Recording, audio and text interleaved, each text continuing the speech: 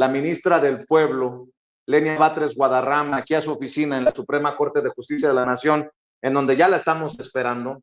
Déjame saludar desde aquí al abogado Federico Anaya Gallardo.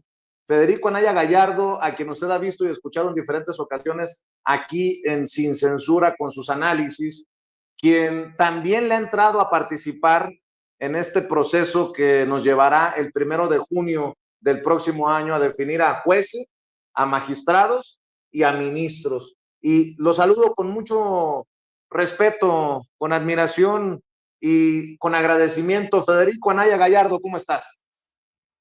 Muy buenos días, compañero, y a toda la audiencia. Que te registraste ya, vas por un espacio, un asiento en la Suprema.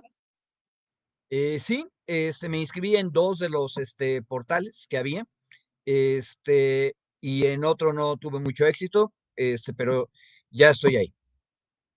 Vientos, vientos. Es Federico Anaya Gallardo, licenciado en Derecho por la Facultad de Derecho de la UNAM, abogado, defensor de derechos humanos, asesor político, columnista de la Jornada de San Luis Potosí. También usted lo ha visto en diferentes mesas aquí en Sin Censura. Y hay que decirlo, un proceso inédito y exitoso, pese a que en medios de comunicación corporativos le apostaron a que no se registraran los suficientes mexicanos y mexicanas para llevar a buen puerto este proceso, querido Federico. Pues hablan de más de 20,000 registros para estos puestos de jueces, magistrados y ministros. Gran éxito, esa es mi lectura. De hecho, fue un éxito, tomando en consideración los obstáculos que había. Primero, lo que dijiste, es una cosa nueva. Segundo, tenemos que hacernos cargo de la brecha digital. Hay compañeras y compañeros de mi generación, los nacidos en los años 1960, principios de los 70, que todavía no han terminado de hacer el cambio a lo electrónico.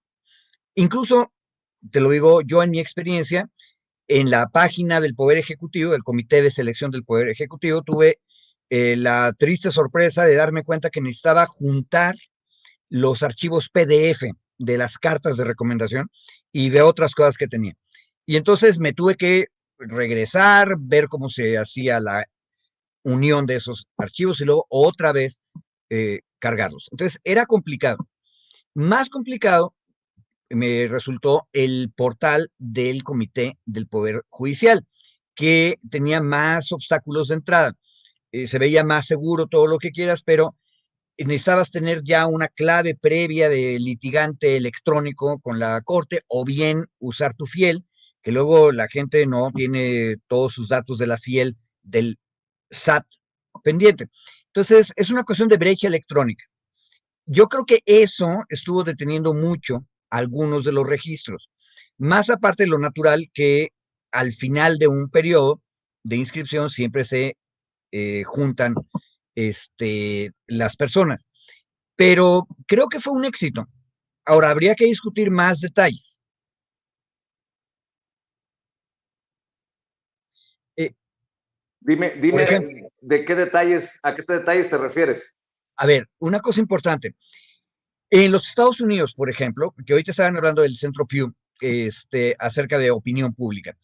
Lo interesante es que en el sistema federal, uno de los lugares a donde el Poder Ejecutivo va a buscar a sus candidatos para proponérselos al Poder Legislativo como jueces federales o como ministros y magistrados, es el área de litigio. Y hay una cultura en la que una parte de los litigantes en Estados Unidos piensan que pueden llegar a ser jueces y entonces hay una vocación para eso.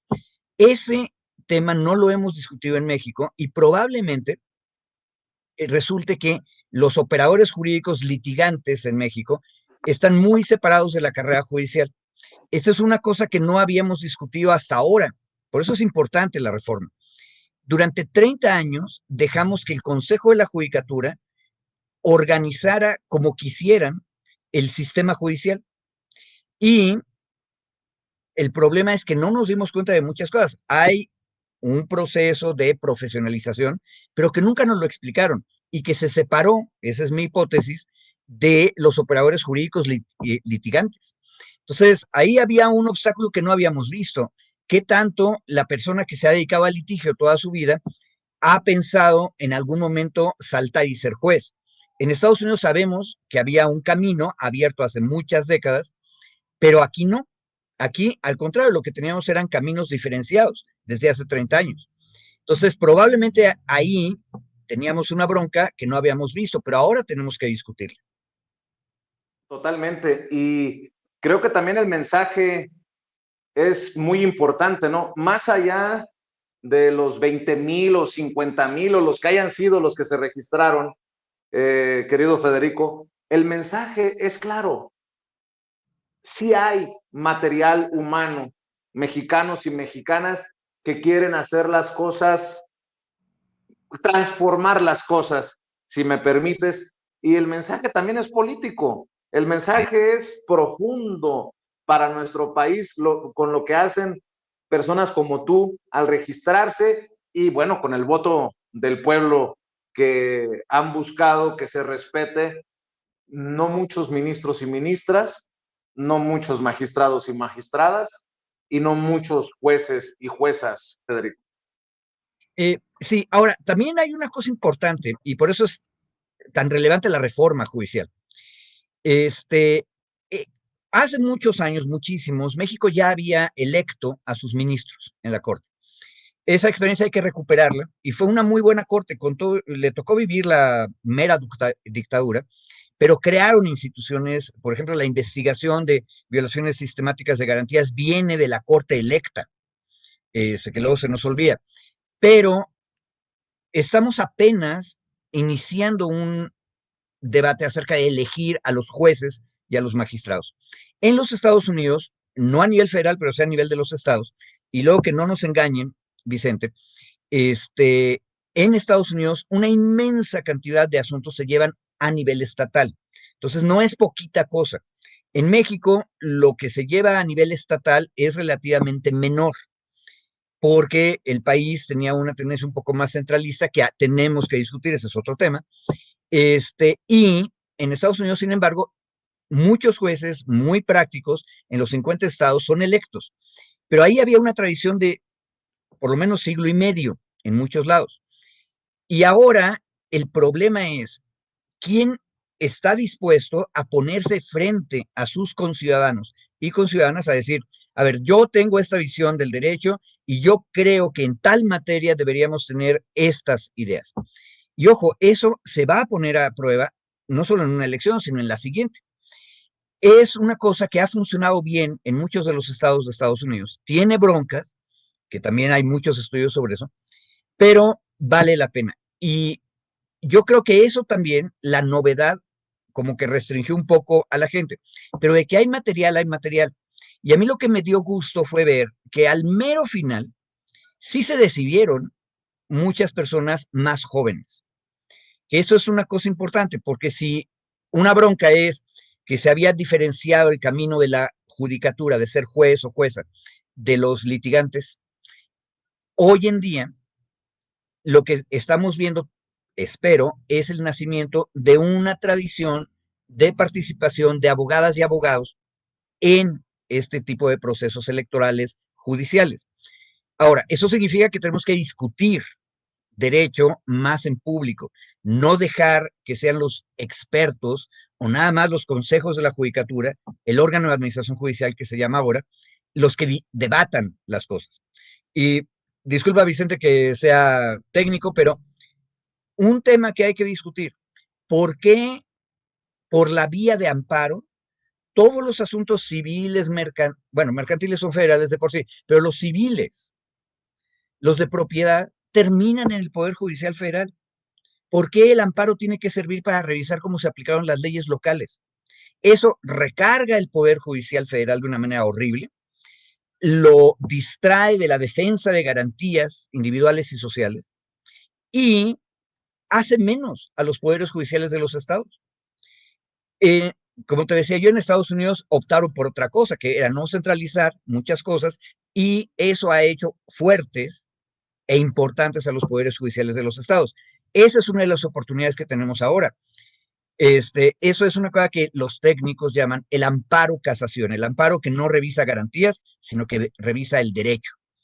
Yo llevo años leyendo textos jurídicos, teóricos que dicen el amparo casación es malo, pero nunca lo hemos discutido en serio y sería bueno que empezáramos a hacerlo ahora en público, de manera democrática, porque tiene problemas, también tiene ventajas, pero hay que discutirlo y no dejárselo a los expertos.